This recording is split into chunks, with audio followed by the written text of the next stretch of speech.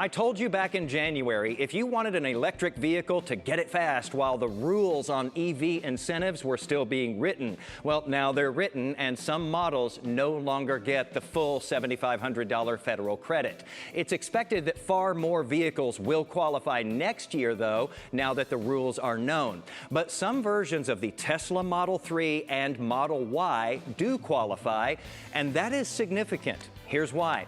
Texas now has almost 200,000 EVs on the road. And of all the different brands and models, Tesla's 3 and Y cars account for a huge chunk of the electric vehicles registered in Texas. By the way, DFW leads the state in electric rides. Now, several years ago, while I was filling up my gas-powered car, I went into the convenience store because I also needed a cup. No soda, no ice or water, just a cup. How much for that?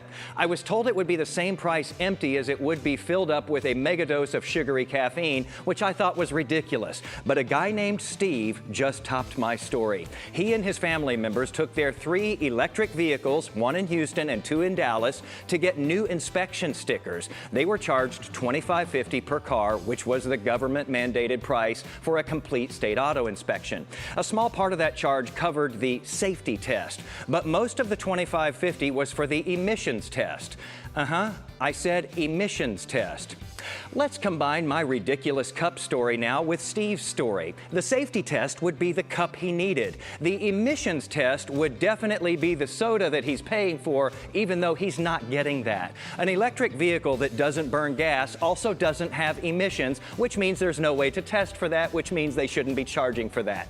Steve caught it and protested it. He says the testers told him the software they use automatically charges the full $25.50, $18.50 more than it should. That's not a huge amount of money, but let's multiply that now by the number of EVs in Texas. That is a huge number.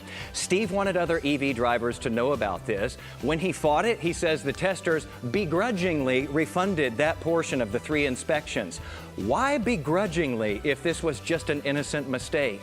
I reached out to the Department of Public Safety. They said those testers should have chosen the $7 safety-only option that has no emissions test, and they asked which inspection businesses did this so they could reach out.